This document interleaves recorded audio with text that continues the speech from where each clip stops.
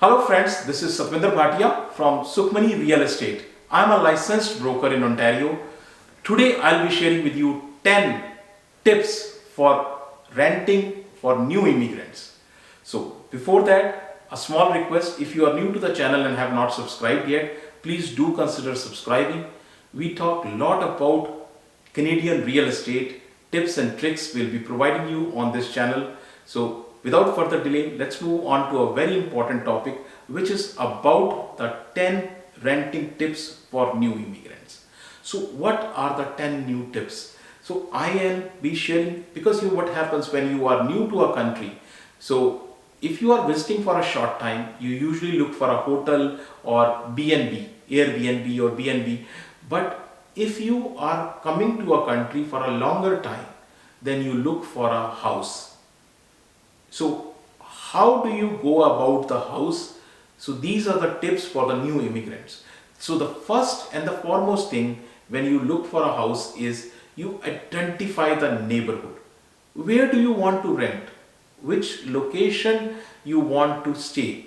That location is determined by a lot of factors. Factors like if you have kids, which school you want to put them in, how far is the school, how far is your workplace, where are the grocery stores, where are the shopping malls, how far they are from that location, how far is a place of worship, how far is transportation. There are a lot of things which comes into play. So how far is your work? Because when you are new to a country, you don't usually have a car. So how will you commute? And there will be a travel cost also. If you are taking a bus or if you are taking a public transit, there will be a travel cost. So how much is the travel cost? What is the walk and transit score? I'll talk about this in some other video and explain you what is the meaning of the walk and transit scores. Parking, that's also a very important thing. How much is the cost of the parking and where it is, right? Noise levels. This is another important factor, particularly if you have kids. So this is the first thing. You need to locate where you want to stay. Where location, where you want to stay, which neighborhood. So second and the other important thing which is there is what is your budget? How much you are ready to pay for the renting. So what is your budget is determined by a lot of things, your living expenses, how much is the living expenses, how much is your income, how much is, if you do not have right now income, maybe if you move to a particular place, you will have a potential income. So what is a potential income? Additional cost you are incurring. So additional cost like rent, beyond the rent, like the utilities, right? Sometimes you have to pay for the utilities or share the utilities or the parking fees or the maintenance expenses. So what is the condo fees also? So what is the fee of that? So in addition, you have to also keep in mind the one-time expenses like security deposit, moving expenses, and sometimes when you start the rental, you have to pay for first and last. So these things you have to keep in mind. And please be realistic and please prioritize your spendings accordingly. That's my advice to you. So once you have identified the neighborhood, you have narrowed the budget, the next thing is decide what type of accommodation you want. So type of accommodation is, do you prefer a basement apartment? Do you prefer a condominium, right? Even basement apartments are many types. They are like in Brampton, there is now a new trend of legal basements. So what is a legal basement? I'll try to explain you in some other video, but for now, yes, basements are many types. So condominiums for those who are not able to understand condo is basically, if we go with the Indian terminology back home, it is a high-rise building and the flats in the high-rise building. So sometimes even the bachelor units are there, which is just like a one single bedroom units house. The house also can be a semi, it can be a detached, it can be a townhouse. So it depends what is your requirements of a house. So what is your requirement, what is the type of accommodation you are looking, that is very important. Once you have narrowed your budget, you have located your neighborhood, and also you know what type of house you are looking. Then you start looking for the listings, and you start looking for the listings where? Online platform. So MLS.ca or Realtor.ca is one of the biggest platforms, most trusted and best platform available, MLS.ca or Realtor.ca. But people do go on Kijiji also, although it is not that much trustworthy, but they do go. Social media, online communities, right? So you have Facebooks and all other social media platforms where you can find these listings, and you have those WhatsApp groups also. So local classifieds are newspapers, or you have your magazines, or even sometimes you have outside the grocery stores, you will find there are pamphlets which are there. So these are local classifieds you can find there, and you can find the listings also at immigrant services. So Canadian government also provides immigrant services, and those immigrant services also keep a list of this. So networking, your network of friends, family, they can also help you in this. So this is, you start looking for the listing. And the fifth step is very, very important, because it goes in parallel. You are looking for the listing, but you have in parallel, this is the homework you need to do. So you need to gather your ID documents. What is ID? Identification. So identification, your Canadian identification. You are coming to Canada, and what is your status in Canada?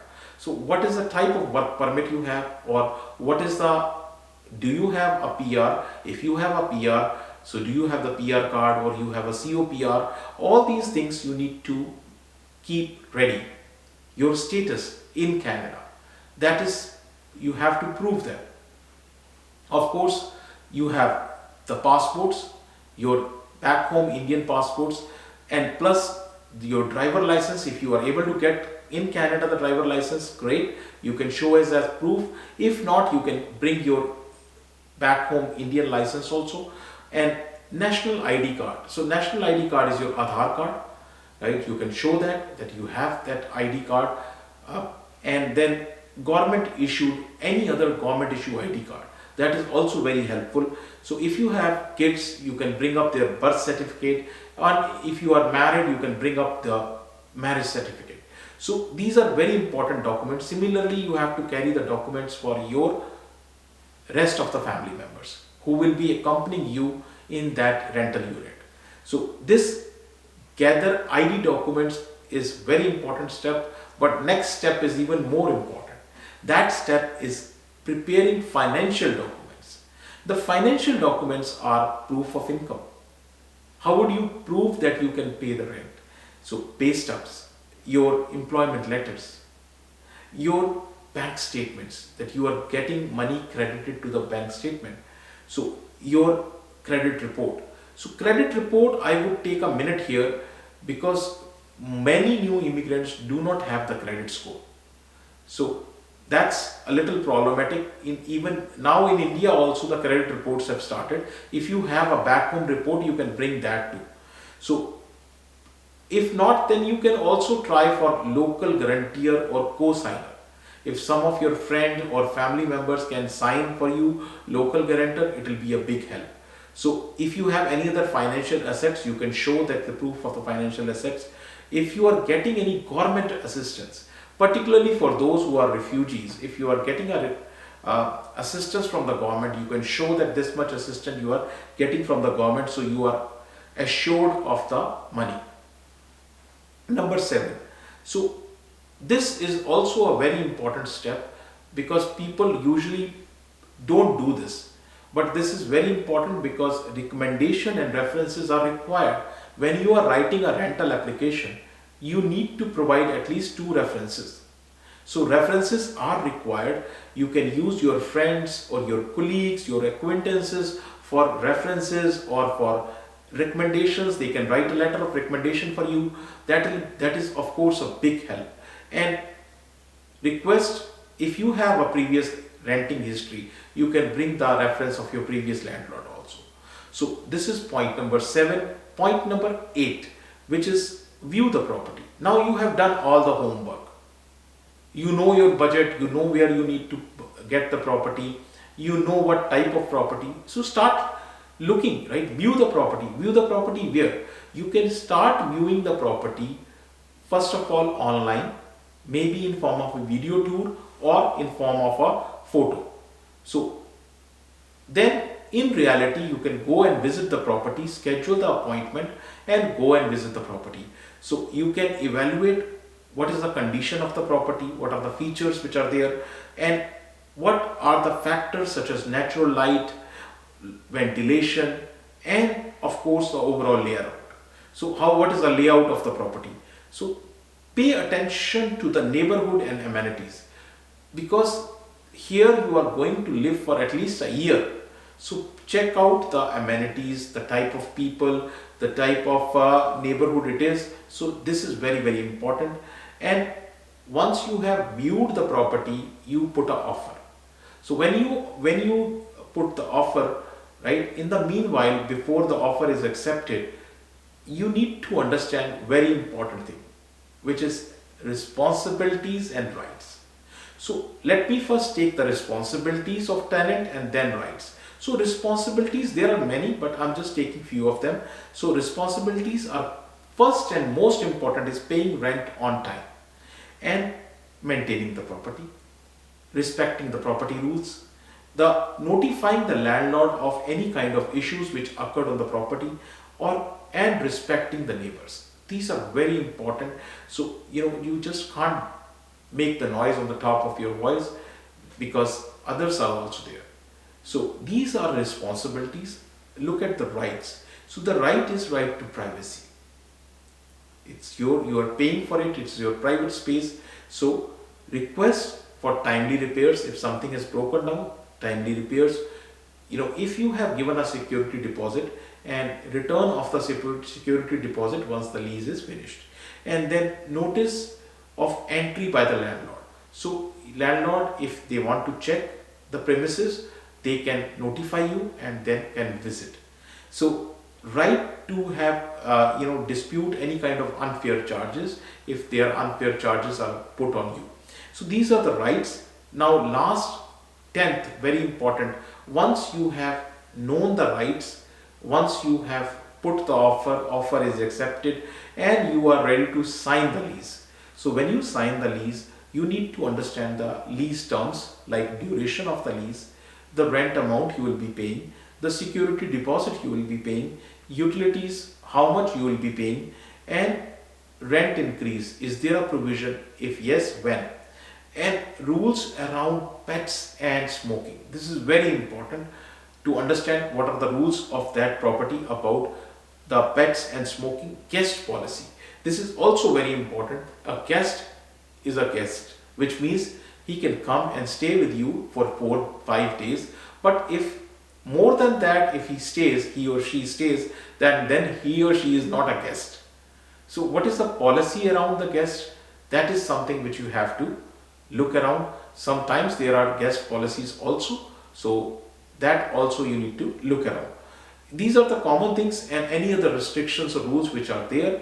And once everything is done, you sign and you get the keys, you move in. So there are many things about moving in also. So I'll take that up in some other video. For now, these are the tips for you. And one bonus tip is, if you want to get away from all these headaches, you can work with a realtor and he can take away all these headaches on him and get you the right property. So you can work with me or somebody else, and my address, email ID, phone number, everything is shared right here with you. Very important. If you have not subscribed to the channel, please do consider subscribing. Thank you very much for watching the video. Thanks.